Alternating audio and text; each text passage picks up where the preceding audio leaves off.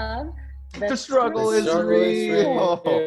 Oh, we're gonna stop doing Of these jazz hands course. because this is Getting the old. lag. Okay. Oh. Well, guys, no. So I am zooming from my living room because technical difficulties. So welcome to the living room. Yay! Hey. But I'm your host, Mahalia LaTorchu. I'm Eric Francisco Medina. And I'm Ryan Pack. Hey. All right, Excited. guys. So today we're going to be interviewing Kaylon Hunt. Kaylon was kind of like my supervisor while I was interning at JuVee. He is the VP of Development at JuVee Productions, and we'll read his bio later on. But before we get into that, let's talk about, let's do our topic of the day. Okay. Let's go.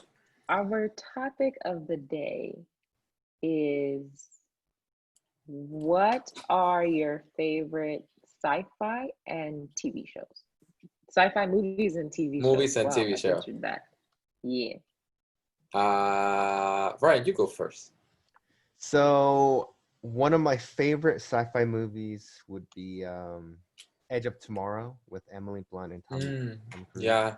That's the one that they have to go like back I and have like never repeat seen the it. day.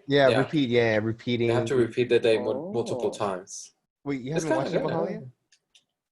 I've never.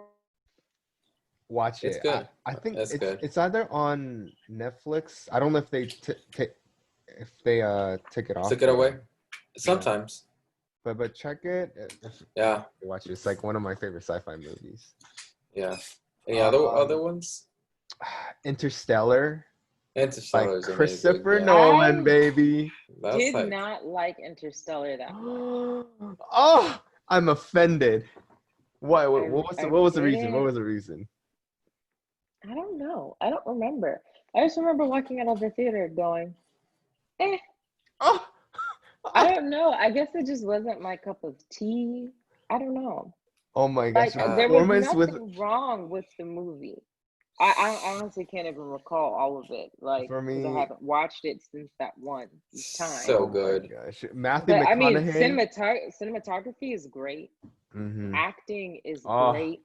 Matthew McConaughey with that scene just- where You like, know what? yes, You didn't like the yes! story, maybe? It was something about Anne Hathaway's character, I think, Anne Hathaway is what made me upset. Why? Wait, I don't which know part? what happened. I just remember being very annoyed of sometimes. Interesting. But I mean, it wasn't like, oh, I remember what it was. Mhm. I think it was the aliens Aliens or Wait. the sentient beings. So like towards like, I guess the third act, when he's like in that weird black Space. Yeah. door space thing. Black door space.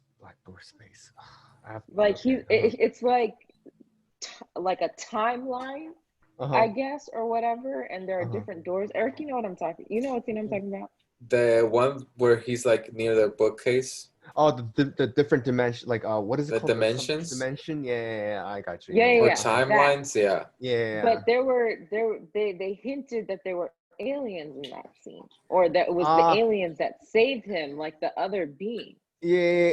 And Okay. I feel like they did not, like, that wasn't something that was set up, if I'm recalling correctly from memory. And I felt like that was it wasn't a Deus Ex Machina, but it was very close to that, I felt. Okay. Like, it felt like it was coming out of nowhere. Like you had so many opportunities to, hint, oh, maybe there are other beings in this dimension, blah, blah, blah, blah, blah. And it's, to my knowledge, I don't recall. I don't that. think it was ever addressed. Yeah. And then suddenly, I haven't seen it in a long time. you. So I have to rewatch it again. I have to rewatch it again. Yeah. But I feel like that's what made me mad. It was Anne Hathaway's character in that. It's Have you possible I seen? missed something because I had to pee really badly during that movie. Oh my God. Have you It's seen possible I Annihilation? missed something. No, Annihilation. I haven't. Who's It's that? a. Who's Oh, in it? with I with was um re- Natalie Portman, right? yeah. That movie Yeah. was so freaking confusing. Annihilation. I saw that I movie. like Natalie Portman. I know. I mean, it was Natalie Portman. It was Oscar Isaac. It was Gina Rodriguez. There was a lot of good actors, Really? and Mm. it was just so confusing. Oh, wait I a minute, feel wait a like minute, wait a minute, wait a minute. And it I was did see this. the other girl too, the one that plays Gina oh my God, Rodriguez was in it. I yeah. saw that movie. I saw it. I saw it. that movie was confusing as I hell. feel It like was. you need to understand like a lot of like scientific like knowledge Have you in order seen to it? understand. Yeah, I've seen it. I've seen it. It was just, I and forgot I apparently I watched started like this. looking like into it, and it also apparently has like some symbolism with cancer Mm. and how cancer, the different Yeah. stages of cancer, and it was they Mhm. used that Yes, to the yes, because the it world was turning black or yeah Yeah. whatever. it was, but it was Transformation. then at It's the a end scene it stolen like right out Moana.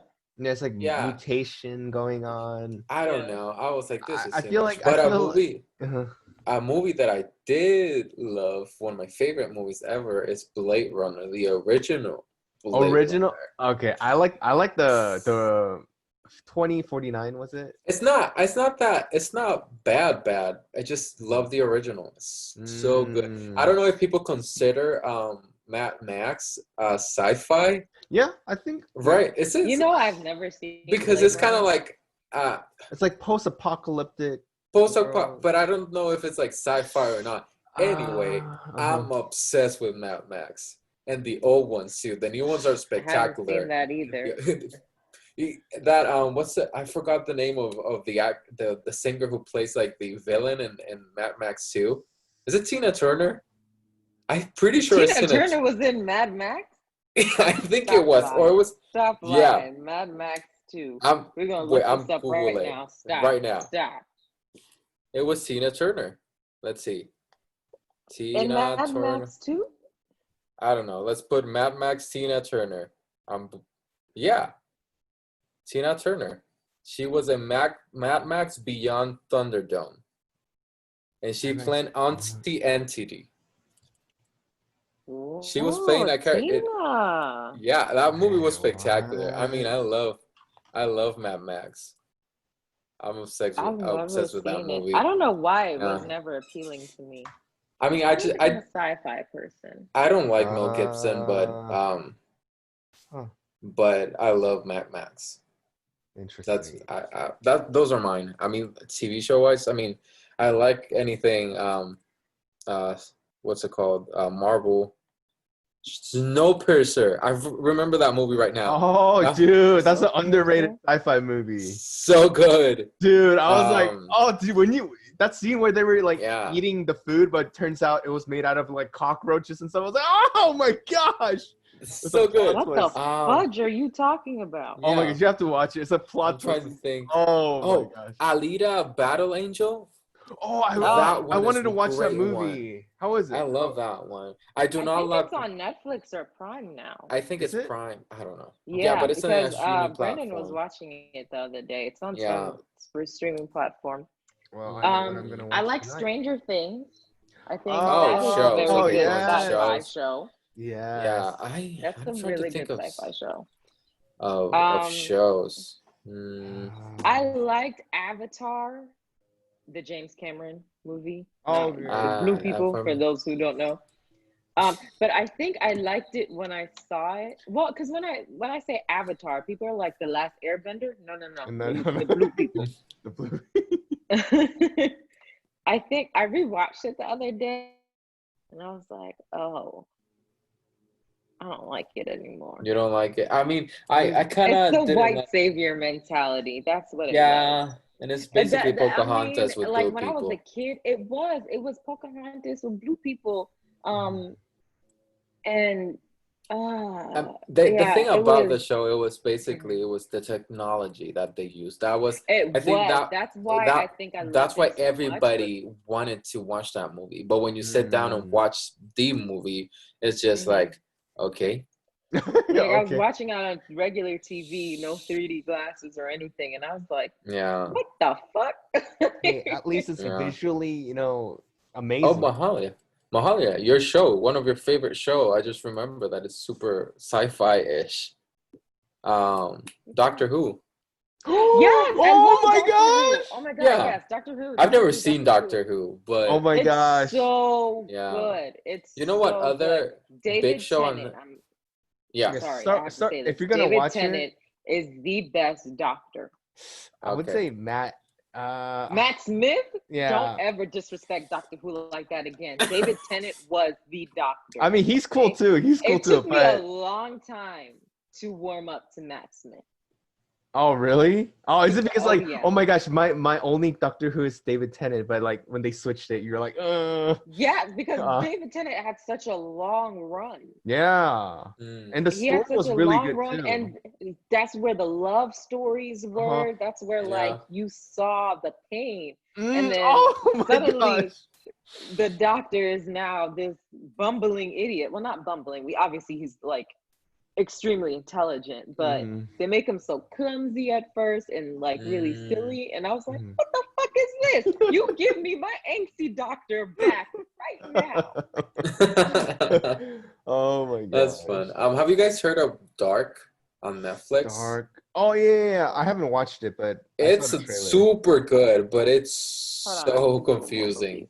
Is It's German. You're right, it's German German. show. Okay, Amazing. yeah. Westworld, I freaking love Ooh, Westworld. Westworld is so good. I It's wanna watch so Westworld. good. I haven't love seen the last it. episode, the last season, but it's amazing. Alternate Carbon with Okay. on Ultra Carbon, Netflix. yes. So This is good. I haven't seen that one. Yeah. But okay, so this is I guess an anime cartoon. Code Lyoko. Code Lyoko. It was so good. Have you never seen it? Really, Ryan? I was really hoping you would be the one to like to talk to about Jump this. on, But, no. okay, Code Lyoko was the kids who like found a factory. Forgive me, I'm going off the top of my head. They like found this factory, and there are these tubes that they can get into, like, you know, like pods or whatever. And when they get inside the pods, their subconscious is uploaded into a video game, and they have to save a girl that's trapped in that video game. Wait. No. Well, what was the name of this? Code Lyoko. Code Lyoko. It sounds a lot like. It was on like Cartoon Network, but I freaking loved it. I'm trying to and think there were of things that would sometimes come out of the game into the real world that they would have to try and defeat. Like somehow the game was affecting the real world. It was a good Oh my show. god, yes. Yeah. You remember? I remember it. It sounds like oh my god. It's really good. No. I As soon as you loved see it. the poster, you're gonna know You'll know exactly what What it is. was the name again? Google it. Code Lyoko. It was a good show. You know, I love the show that. Do you recognize it or no? No, I don't. No, wow. There was a show called so good. Terra Nova. I only had one season, I think. Oh, with the dinosaur. With the dinosaur. That movie that show was amazing, and people canceled it. I was so mad. Do you guys know the I think it was like a 90s show. Andromeda? Oh, wait, Andromeda. That sounds. Why does it sound so familiar? I mean, like it would come on like after Hercules, the live action, and like Xena, the warrior princess. Like I remember I would watch those shows. Is it a show or a movie? Back to back. It's a show. Okay. I don't know. I really don't remember. I can't even spell Andromedon. Yeah, no. Oh my god, forgive me. Andromedon. Oh my god, I know, I can't spell. Oh my god, it spelled it Amtrak. Oh my god. No. Anyways, so what sci-fi shows you guys don't like? Stuff that maybe a lot of people are into and you're not into it. Come on, Ryan. Mine is easy. What? Sorry, what was your question? what sci-fi shows you're not into. Like that maybe they might be popular with a lot of people, but I have one. Which one? The Last Jedi, Star Wars. Oh, I don't like any Star Wars show. That's mine. What? We all know that. Come on, we established that several times. I do not like Star Wars. It's just so sad because Force Awakening had so much potential. Yeah. And they came out with Last Jedi. I was like, what? It doesn't make sense. Oh no. Well. And then sorry. And then, what was the? Hold on. Mahalia. Yes. What are the ones that you don't like? I'm trying to Google. I don't know. I don't know. I don't watch a lot of sci-fi movies. Or TV shows outside of like Stranger Things and Westworld. Yeah. Like I pretty much. But maybe I didn't like Gravity. You know that movie with Sandra Bullock and George Clooney? Oh, the where she gets stuck in space. Yeah, I did not like it that much. Wasn't that a ripoff of Interstellar? Am I wrong? They had like because I don't know, in my memory I have like Interstellar, then I have this one with Sandra Bullock and George Clooney, then I have The Martian, and then I have Martian was so good. I didn't like Martian that much. I didn't even watch it. And then you have the one with Chris I forgot Chris Pratt and Jennifer Lawrence. I know what movie also stuck in space together. I was watching parts of that movie while I was at the gym. I was confused. And I was like, I don't know what's happening here, but I don't want it. Wait, guys, we forgot the best sci-fi movie in the world. And if anybody we forgot to mention that, but no. WALL-E. WALL-E is amazing. Was the best. So good. Oh so good. So good. WALL-E was so great. Good. WALL-E is amazing. Yeah. Let me think. I didn't like District 9. Did you guys see that movie, District 9? I wasn't the big fan. I was like waiting. Kim Possible? Does that count as sci-fi? I don't know. She had a lot of different technology. That wasn't. Okay. Fine. We don't count it. Okay. No. I'm stretching. I don't watch sci-fi. Anything from Planet of the Apes, I do not like that movies or shows or whatever or anything. I just can't be into it. Oh, Predators. I like Predators and Aliens. That's which one? The Alien first one versus Predator. I like the first Aliens, and then I that's weird, but I like Aliens versus Predator. Freaking a lot of people Ex don't. Machina. That's a good one. Let me tell you something. Ex Machina scares the shit out of me. Yeah, it's an intense movie. The ending. Oh, dude. The ending, like, it made me like have like trust issues. Yeah, it's like oh my god! And you know what really made me mad when I watched movies like that end like that? Like for example, Jurassic World, right? Because of your decision. Your decision, not mine. I got suffer. I might potentially die. Why you did that to me? I don't even know you. now I have to Lost World suffer. Yeah. When that fucking T-Rex raptor, whatever the shit it was looking over the suburbs, I was like, oh my god. You mean to tell me? Wreak havoc. You mean to tell me? Because little Susie decided, because she's a fucking clone, all clones deserve to fucking live. When Mother Nature said, we need to make these motherfuckers extinct, and you brought them back, you decide to let those motherfuckers loose. So you mean to tell me while I'm taking out my trash, while I'm getting a T-Rex, a raptor, the goddamn mail, you mean to tell me I could die because you decided on behalf of the whole world? Go fuck yourself. Yeah. Oh my gosh. Oh my god. That's how I felt. Oh, what was that fucking Godzilla? Godzilla, like. I haven't seen the newest one. It's the one with Millie Bobby Brown from Stranger Things. Oh, I haven't watched that one yet. I haven't seen that one either. Oh my freaking God. So, in the movie... Wait, is it that bad?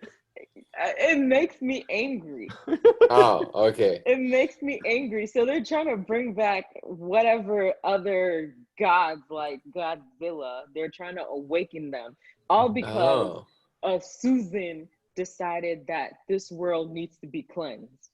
And so we need to bring these monsters back so that way they can cleanse the world. And I'm sitting there like, madam, did you ask me? Was there a survey that I missed? So you mean I gotta die because you're unhappy with the world? I gotta die. I'm minding my business. Like movies like that make me really upset. I understand. I understand. Man. That's funny. God. Anyway, I think that's a good list of movies, sci-fi movies, right? Yes. I could rant about this all day. It really gets my blood pressure up. It really does. Taking decisions for us. Like people are out there in the park playing with their freaking dog, and then next thing you know, Godzilla's here. What the hell? Who's gonna pay for this damage? Geico is not. My home insurance does not cover. Does it not cover giant lizard? This. Yeah. Damn it! Oh my gosh. That's me. Oh Lord. Oh man. Okay, guys. Let's read Kaylon's bio. Because I'm really upset now. Oh, I'm gonna have to work on myself. All right. So Kaylon Hunt is an award-winning filmmaker and actor born from Port Arthur, Texas. His work has been featured in national media outlets, including IndieWire and Wow. Oh my God, I can't say it. Variety? That. Magazine. Right. Okay. Why couldn't I say that? My mouth really would not make the word. Oh my God. Okay. Because you're too upset. Which deemed him, that's what it is. My blood pressure's up. I'm angry. But it deemed him one to watch in their Hollywood New Leaders issue. Kaylon made his first directing effort with his comic book inspired short film, Hero Story, in 2012. That premiered at the Comic-Con International Film Festival and went on to gain press recognition for its impressive visual effects, original characters, and endearingly fun take on the superhero genre. After being introduced by his uncle, Hunt's talent and creative drive came to the attention of Viola Davis and her husband, Julius Tennant. He soon began working for the newly formed JuVee Productions, where they became mentors to him, offering guidance through his career and encouraging him to maintain his own voice. He performed in the company's first produced stage endeavor, Camp Logan, with critics giving especially high marks for the strong performances of the ensemble cast. The production won 3 NAACP Theater Awards. The company's award-winning short film, The Brink, which was done in 2015, which Kaylon actually wrote and starred in, found acclaim among festival audience and critics. Kaylon continues to act, write, and produce alongside playing a key creative role as VP of Development and Production within JuVee Productions to help develop and produce inclusive and character-driven narratives. So that's awesome. Who Kaylon is. Long bio, highly experienced. I met him. He was kind of like my supervisor while I was interning at JuVee Productions, and he's just amazing. And I can't wait to talk to him because I think he has an interesting perspective on what's happening in the industry. That's awesome. So yeah, without further ado, let's call Kaylon. Thank you, Kaylon, so much for being here with us today. We're so excited to have you in The Struggle is Real. But before we start the conversation, please tell us a little bit about yourself. A little bit about myself. Where do I start? I'm a actor, writer, producer, also VP at JuVee Productions from Texas. Been in LA Los Angeles since 2005. Had no idea and never expected to actually get behind the camera. And that journey started when I graduated, even though I did go to film school. But falling in love with the creative process, just multiple parts of it, from the writing, the putting it all together, the performance aspect, and this all sort of the nuances in between there, whether it's like editing or just other forms of expression, other ways to communicate ideas, But yeah, so my journey with JuVee and Viola and Julius has been like, I was the first employee 9 years ago, and I think it's been a learning experience for all of us, period growth, and it took several years for the company to grow into sort of what we're doing now, moving from a home office to an office, and partnering with Amazon now. So I just try to keep it all seamless and working together. Yeah. Awesome. So for those who might not be familiar with what a VP does in the industry, can you kind of explain what your duties and responsibilities are? Mm-hmm. Oh, I'd say it's probably different for every company, depending on the structure and studio versus independent. For me, I just help guide the overall vision of the company and sort of look at how everything's working together, and just trying to move forward with things in an efficient manner. So yeah, it's just the overall management and creatively contributing to stuff and figuring out what's next for us, and just even like the day-to-day of the office, making sure all that's working together properly. And we're like a small office, we're like 9 people, and now we're all working remotely because of events. So it's just, and we're sort of we are a creative sort of producer company, so it's if we were buyers or a studio, that would be maybe a somewhat different function, but that's sort of the gist of what I do. Now, you also, what I find interesting about JuVee when I was interning there is that we don't just, you guys don't just do film or TV, you guys are into VR too. Mm-hmm. So, what is the process of managing a VR project? Because I know it takes, talking to Josh, who is also head of interactive and VR at JuVee, it takes a long time to get through these projects. Yeah, it does. I think similar to the other media, it's just you have an idea and you commit to it and you shepherd that idea. And we get brought things at different parts of the process. So maybe you were brought something that already had a script, or maybe we're brought an idea, but it's just, but VR and film and TV, they're all very different industries in terms of how they work. So making a VR project would be a different approach. I think people are still trying to figure out what that process is, and what those markets are, who you're making it for.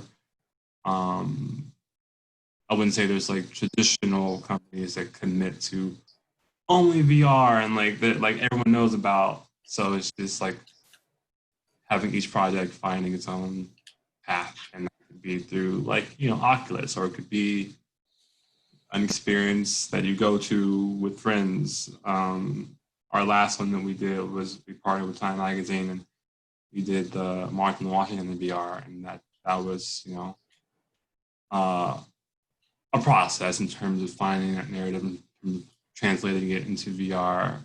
Yeah. And it's a lot of first being done a lot, and so it's kind of you learn as you go. I think everyone learns as you go. So, tell us about Othello, because not only did you oversee it, you were actually in it. You acted in it, along with Viola and Julius. So tell us about that process. That one was that was our first entry into VR, and I think, so I mean, we're storytellers, and it's that part of it is why we're driven to just media in general. And I think when something's new and exciting, like I think generally VR is always like, oh, here's a new gimmick, here's a new cool thing you can do. Look at this feature we're trying to showcase. Yeah. But like us, we're like, okay, well, what can we do? How can we approach the medium differently? And just the process of theater, and like you go and you sit in the theater and watch live actors perform. Sometimes you forget that you're watching a play, you're just watching life unfold. And so I think for Othello and modernizing it, it's like, well, how can we take a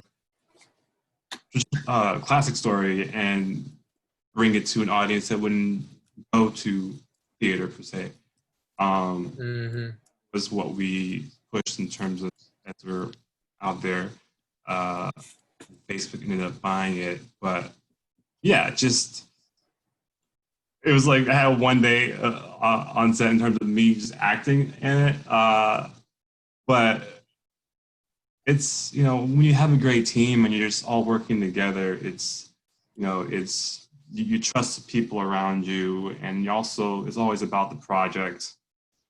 So it's like we all do what we can to get it done. And I think just like if I was acting in a play and I was helping produce or whatever, it's just like it's kind of the same thing, but just having the great team behind you and not doing it's a collaborative medium.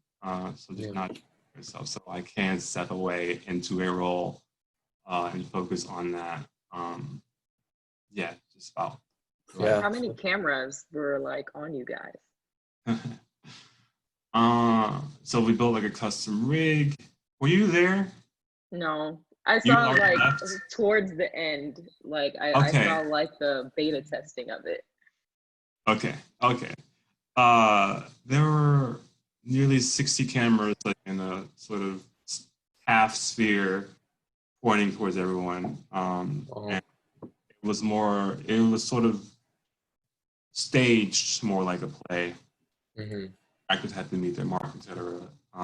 Because of how it was shot. But yeah, it's about 60 cameras. That's 60 cameras? Yeah, that's intense. I imagine that it could be maybe, I mean, it's a new experience, so I imagine it can maybe be a little nerve-wracking, even for professional experienced actors. Imagining having 60 cameras around you, I mean, that's crazy. But I get nervous just around one. Yeah. Right? But in terms of stories, you're telling that as a production company, you guys now have a deal with Amazon, which is incredible. But as a production companies, what stories are you driven to tell, or what do you look for scripts when people maybe submit scripts, or when you guys are creating those stories? What exactly do you look for? I think first and foremost, I think character is always the essence of any story. And looking to see unique characters that you aren't necessarily used to seeing, and how well is that story executed? We try to. We are in entertainment, and so as we're exposing different kinds of stories, it's like trying to get away from what like Hollywood traditionally does. It's like civil rights biopics, but it's like there's a broader range of stories out there that are about complex human beings at the center of it. And yes, they happen to be this or that, but like, it's trying to push narratives forward in terms of how they represent people, and just make it just normal. Like, Julius always says, like, we're trying to normalize people of color and people from all walks of life. So it's not just about color per se. So I think that's what really puts us when it's like, oh, I haven't heard this story before. And oh, wow, it's told from this perspective. of this gay black woman. You know, so it's like, okay, I haven't seen that before. How can, like, I'm more interested in watching that. Mm. I know Yeah, Julius that's always fair. likes to say it has to have a twist. Yeah, we try to take stories and like turn it on its head. Yeah. That's great. Mm-hmm. So speaking of Amazon, like you guys had an overall deal with them, and then now you guys just announced yesterday that you are expanding that overall deal. So what makes Amazon appealing to you guys as a company, and how does it differ from like Netflix or any other of the streaming platforms? Well, I don't want to comment too much on other, but you know, Amazon, they are, I know they're one of the big ones, and you know, they have sort of the resources to push things forward, but also they're not so rigid in their where you see something. So you like for films, like some people are just strictly streamers. Like, you know, Amazon, there's flexibility where it's like, oh, this might work for a theatrical release, and this might work for Prime, and also, you know, they have a great TV vision. I think we're all interested in telling the same kinds of stories. So that's what makes Amazon in particular very exciting, is because they are at the forefront, and like in terms of how media can move forward, and like they're doing many different things. They're not like tethered by like traditional practices, but they're also not turning their head away from it. It's like, okay, this could work for theatrical, or this could work on, you know, they're building their platform out, and they they seem like great partners because of what they're trying to do. Yeah, that's great. Since obviously in the recent years we have seen more releases on streaming platforms and more projects being picked up on streaming platforms, like we stated, what direction do you see the industry taking in the next years? Do you think that everything will be moved to streaming? Do you think that maybe theaters will have a comeback? What's your I guess opinion on that? Your take on that? My personal take on it is, like anyone else, I would be guessing. I think, who knows how all this will change Yeah. viewing habits and what people are more comfortable to do. I think there is still a communal experience in terms of theater, watching theater, going to the movie theater. And I think, you know, even now people are trying to find creative ways to still have those experiences, such as like drive-in theaters are, you know, making a resurgence. And I think, you know, whenever people feel safer, I think there will still be that need for, some things are just meant to be seen on the big screen. And of course, people are already sort of acclimated to just watching something on a streaming platform because it's convenient. Or even families, it might be too expensive to go to a theater. But I think there will still be a drive for content. Now people have more time to watch things. And I don't think that will ever change. But in terms of how and where you watch something, that is always constantly evolving. So, you know, it's TV, your laptop, your phone, theatrical experience, virtual reality, you know, who knows what's going to come up next with that. If it's just like a pair of glasses that isn't so cumbersome, that lets you sort of sit inside a world. Video games are also very interesting. They're also doing a lot of creative things with that in terms of storytelling.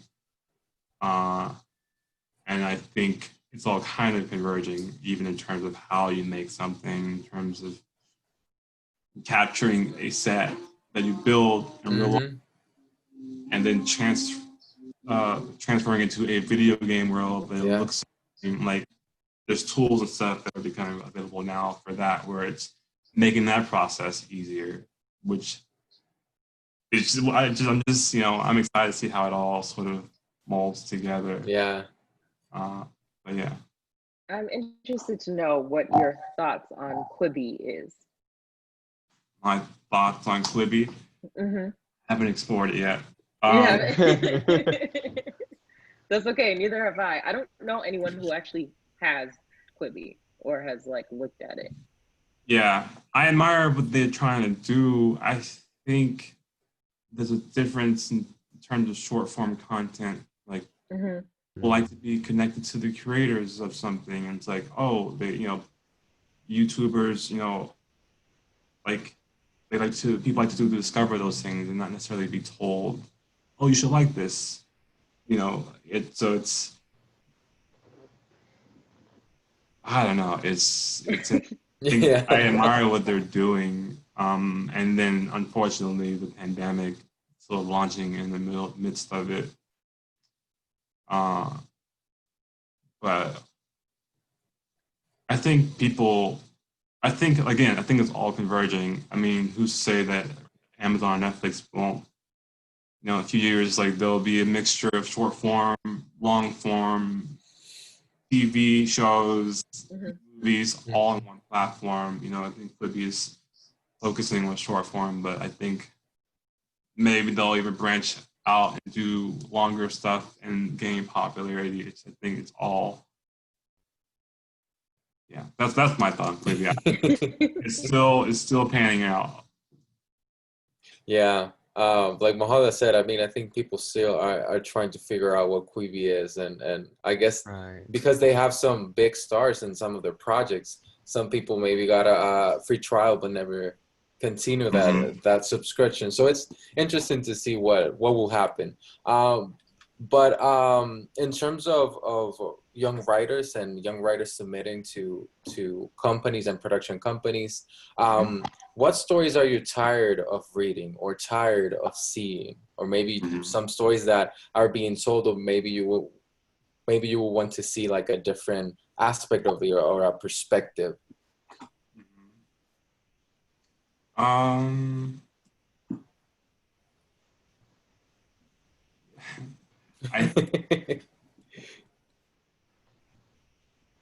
There is, I think,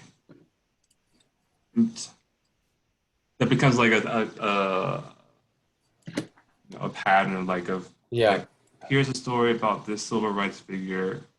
This one has to be told, and then just like it's sort of a drama about it, and it's like, okay, I can read a Wikipedia article about it.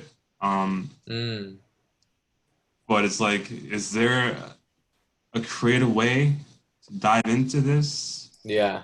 Just sort of being taught like a history lesson, and it's like, how many new things can we say about civil rights?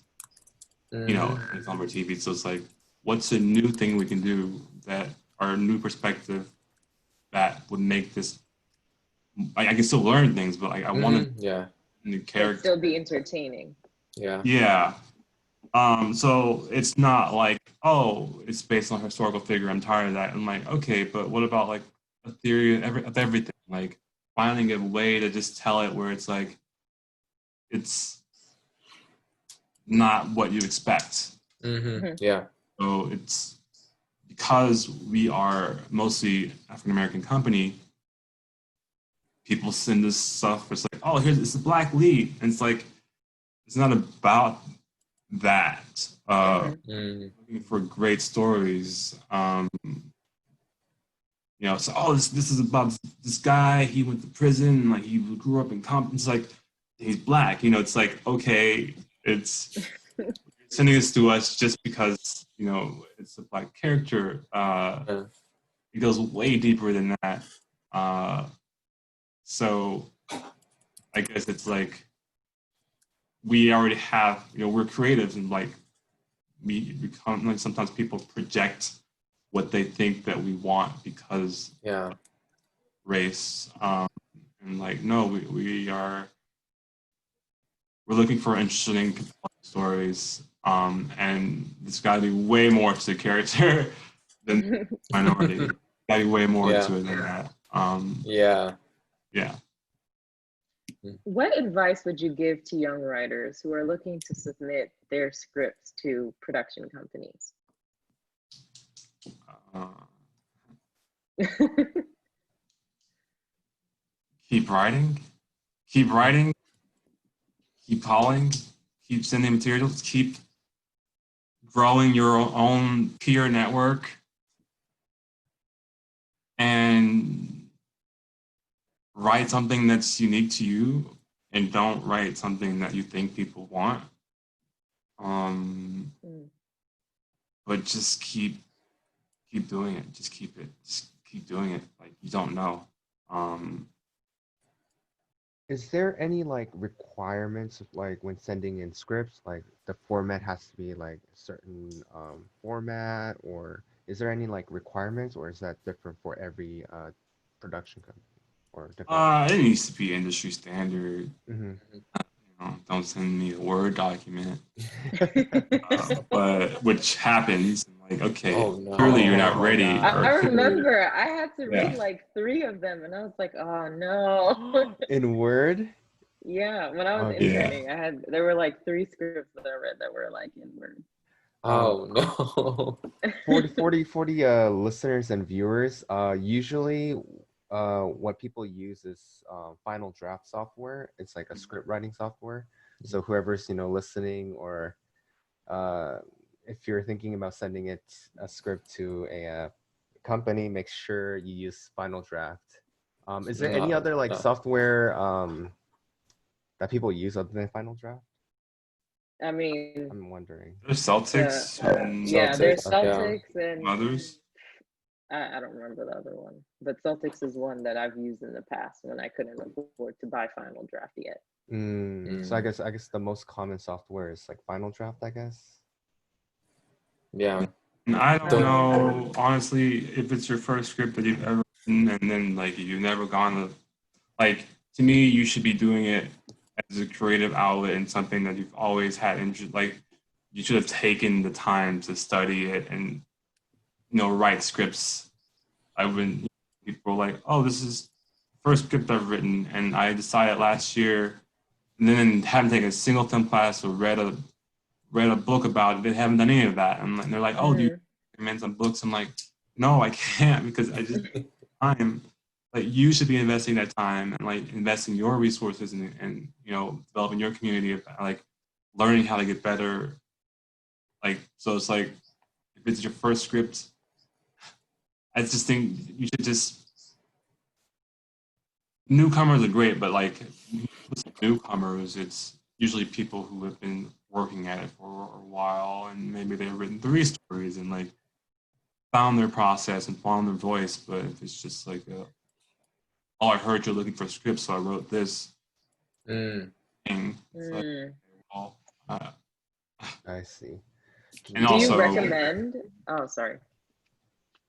well, yeah, I guess it's also usually a process of filtering through. Usually, you have an agent, or you work with an agent, or like you should be writing. You should be sending to screenplay competitions. You should be like all those things, and sort of honing your craft. And when time is right, maybe. And then when the time is right, and like an agent has looked at your stuff, whatever, and maybe you start sending it to directly to companies. Maybe, I don't know if that's gonna get trouble for that, but I think the first step is just to practice writing, and think some answers will come Right. from that. Right. I was going to ask, would you recommend sending unsolicited scripts?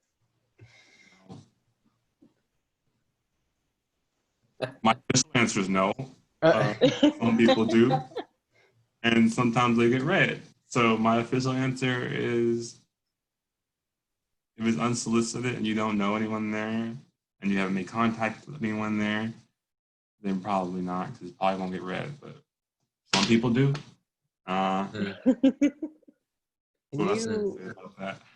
Can you explain the process, like what happens to the script from submission to like wherever it goes? Like how many people read the script until it goes to the higher up?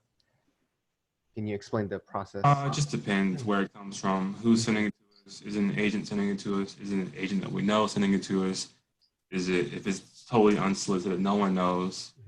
But the log line sounds kind of interesting, then we'll have an intern read it and sort of say, hey, you should read this or not read it. But it just depends on the avenue that it comes through. Gotcha. Yeah. Yeah. So I guess So the avenue it does matter, like a huge part of whether their script gets read or not. Yeah. Gotcha. Yeah. But let's Especially say a depends, company, yeah. sorry, let's say a company does like the script. What happens like when they say, okay, we like it? Do you come in for a general meeting and then talk about the script? Like what happens from then that point to getting it to a movie theater or getting a theatrical release? I know there are like a million. If you like the script, if you like the script, we meet the people who are behind it. We figure out what a good path could be for it, what the market might look like. And I know it's a little different for all departments, so it just depends. And then, you know, at a high level, it's just like we only have so much time and resources to commit to any one thing. So sometimes it helps when there's been legwork done already.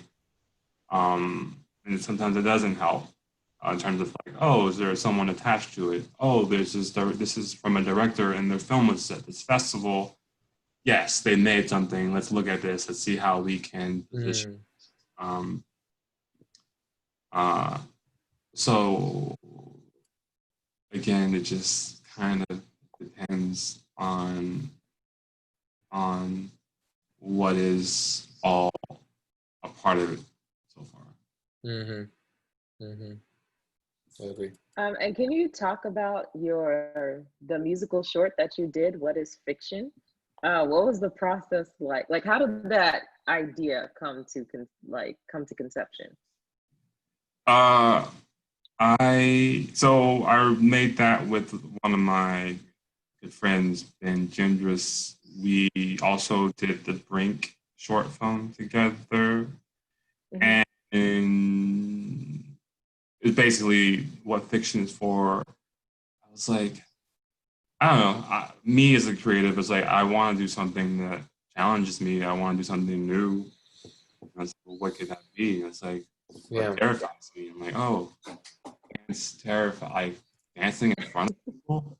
Like, oh, no. Like, I was like, okay, let me lean into that. Let me learn more about it. And so, you know, I talked to Ben about it. It's like, I want to do a dance video. You know, watching some like the Spike Jones musical, like, you know, interpretive dance videos. It's like really inspired. It's like, oh, that's a form of expression that I haven't like explored. Like, and I want to do that. So yeah, I'm down. I'll make it. We can make a dance video. And, like, we'll keep it simple. We'll keep it very simple, and we'll, you know, let's say, okay, so what song are we gonna use? So that was like maybe a 6-month process of just finding a song that we were inspired by, and going from there. And so what fiction is for? It's like, speaks to how we all may or may not compare ourselves to just the media that we consume, and like. Or even draw inspiration from. And so this guy who's isolated at a party, it's like, okay, that's me. Like, that's how I feel at parties. And like, how do I get through that? I sort of, sometimes I'm like, okay, just make a character and like, just be the character. But that was the genesis of that idea, and just sort of leaning into it. And a lot of it was sort of working with the choreographer. And the more we worked on it, like, this is getting more and more complicated. Costume changes and like the special effects, and like, oh man, it's like, okay, but we want to execute the idea, and even like working with the choreographer, it's like, well, we're gonna do this. You can't have to. Like, have to train like a dancer. It took me 4 months working with the choreographer to learn what dance is in my body and what my form of expression of dance is, and sort of Oh wow. finding the characters through that. So it was probably the most intensive creative process that I've ever gone through, but there's growth out of it, and I have a whole new appreciation for dance, any kind of dance, and expressing yourself through that. But yeah, did that answer your question? That was the genesis of it. It did. I remember when you were telling me about it, I was like, oh, this is a really interesting concept. I can't wait to see what happens. And then when the video dropped, I was like, he did it. But we really enjoyed the video. And unfortunately, we are out of time. We can ask you a million more questions, but Kaylon, thank you so much for joining us today. Before you go, we have to ask the most important question on this podcast. And I'm gonna let Erik ask the question. Yeah. So our most important question on this podcast is an extremely difficult one. So it is, yeah. What is your favorite movie and what is your favorite TV show? Oh man. It's hard. Favorites are hard for me. We can do top 3 if it helps. I enjoy the heck out of Lego Batman. Really? Yeah. Favorite movie? I don't know. Not like lots of movies. If I were to make, it's like Nightcrawler or Her, or this reference bring up in terms of how to creatively tell a story. I'm trying to glancing over my shelf over there and see what I.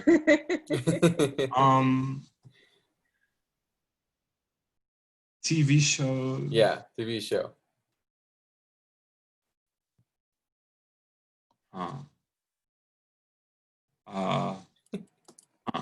How to Get Away with Murder. How to Get Away with Murder. But there's so much out there to watch. Or what's one that you watched recently that you liked? Devs is on Hulu now, from Alex Garland. He's one of my favorite writers, and I really enjoyed that show. Yeah, it was really well done. That's a recent favorite. That's a good one. That's good. Yes, it's sci-fi. Okay. Yeah. I know you love sci-fi. Yeah. That's nice. All right. Well, that is it for today. Kaylon, thank you so much for joining us today. And we'll see you later. Yeah, thanks for having me. Nice to meet you all. Thank you. See you, Mahalia. Thank you so much. Erik and Ryan, yes. All right, guys, we hope you enjoyed the interview with Kaylon. I know we did. We learned quite a lot from him. What are your closing thoughts, guys? I mean, it was cool to see the perspective of somebody working in a production company. So getting that insight, I think it's super incredible for everybody. For us as filmmakers, new filmmakers, even old filmmakers, like experienced filmmakers. I think it was dope. Yeah. Yeah. I think Kaylon is definitely like a testament to, even if you are working for another production company, you can still write, create, edit, direct your own stuff, and still gain accolades for it. So don't be discouraged if you feel like you get a job at a production company, you can't make your own stuff. Obviously you can. If Kaylon can do it, you guys can do it too. So I think that's one of the biggest lessons to take away from it. Also, I am so interested in VR because because it's so fairly new, right? There's no, what it seems to be is like the rule book is constantly changing and developing because the industry is always constantly changing and developing. And there is now a push for screenwriters in the narrative of gaming and VR, like Red Dead Redemption, right, Eric? Yep.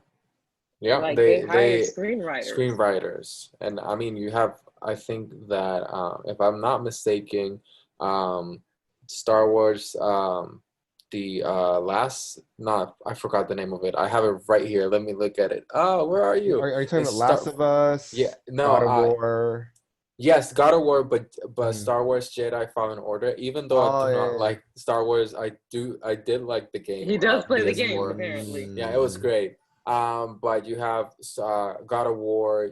I think Days Gone too. That is a really good game. They're bringing screenwriters to their studios because they start obviously notice it that story is really important in for script. games. So I think that's for sure. I think it was overseen, and a lot of times they relied on the creators of the game, and if you don't have like a big creator like the guy who I'm blanking on the name right now, Konami, Metal Gear Solid, I forgot his name. Anyways, if you don't have like an incredible mind like him, you're depending everything on the creator. You don't have a writer's room, you don't have anything.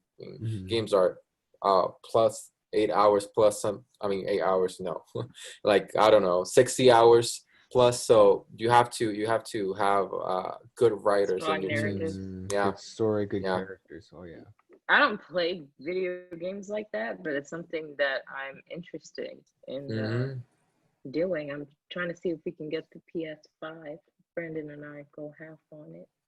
Yeah, But I'm telling you, I've been telling you. I won't be able to play it. He'll take it from me. True. But I've been telling you that there's a lot of good video games that have amazing stories. And what are you trying to say, Ryan? Wait. Well, you were whispering to me. No, be a PC gamer. It's more efficient, in my opinion. It's PC. PC is like for pros. I think for me, PC is like super pro gamers. PC. It's too much for me. Aren't laptops expensive? No, you can upgrade your desktop computers. Yeah, I don't have a desktop. I have a Mac. Yeah. Boo! I guess PC would. Anyway, narrative. Sir, I'm industry standard. Industry standard. Okay, let's see if Pro Tools works on your little desktop. Oh my God! All right. Anyway, story is important in film and television, gaming, and VR. That's the thing that we need to take care. You need to take from this amazing conversation. Yeah, always character driven. Yes. Yes. Character driven, guys, and be industry standard. Get yourself some Mac. Oh, we're going. Let me not, because they're not sponsoring me. So get what works for you. Yeah. Exactly. I'm a sensitive Apple user. Every time someone's like, "Oh, you should get a PC. Oh, Windows allows more versatility." Shut up! I'm industry standard. Shut up. When you get into a post room working on, all right. Mac OS, Catalina. Not that Windows 12, 13, whatever the hell they're on now. What are they on now? What is it? Windows 10, I think, right now. Is it really Windows 10? Yeah. Oh. Are you sure? Right? Anyway. I'm pretty sure. No way. Hold on a second. Hold on. What do you have, Ryan? Yeah, Windows 10. I have Windows 10 right now. I don't know if they came out with like a newer version, but I thought there was a Windows 11. I could be wrong. I know nothing. I know nothing of Windows. Yeah. I was trying Can you to imagine? use my sister's laptop the other day, and I was so lost. Yeah, that happens with me too. When I get PCs, Windows, I'm like, what do I do? This? Yeah. You know that Windows, meme, that TikTok? Oof, the ghetto. The ghetto. Yeah. But anyways. Okay. Cool, guys. Well, that's it for today. Thank you so much for joining us. We hope you really enjoyed that conversation with Kaylon. As always, Get Your Struggle Is Real merchandise. I hope you enjoyed my living room. It's a mess right now. We're doing a production. Yes, Get Your Struggle Is Real merchandise. Please leave a review on Google Podcast or Apple Podcast. And then become a monthly subscriber if you can, whether it's $1, $5, or $20. Every penny counts, and all contributions will go towards helping this channel and podcast grow. Yeah. Any closing thoughts, gentlemen? Well, Ryan, you have Ryan. to say something. Hey, everybody, keep creating. Okay. I thought you were gonna answer. Creating. Anyway, Huh? keep creating. I really thought he was gonna dab for a second. I was waiting for it. I was like, he's gonna say, no, Please no. please don't do it. Don't do it. I can't help it. Ryan. Let it. Oh my God, Ryan. Well, I'll just bye, guys. Bye. I'm leaving now. Bye. Thank you. Bye.